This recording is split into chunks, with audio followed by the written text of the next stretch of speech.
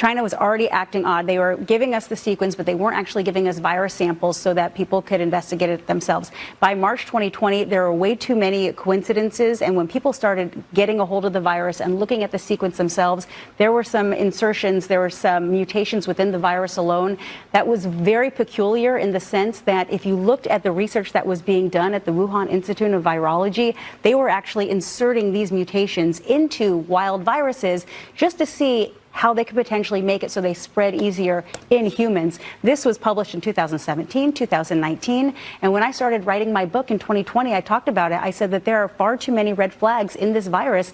And given the close proximity to the Wuhan Institute of Virology, plus the way that the CCP was acting during this time, we could at least ask questions. But anybody who has started to ask questions or who wouldn't say, oh, it's definitely jumped from a pangolin to a human, which, by the way, it has still never even been found in nature, which is different than every other pandemic we've ever had.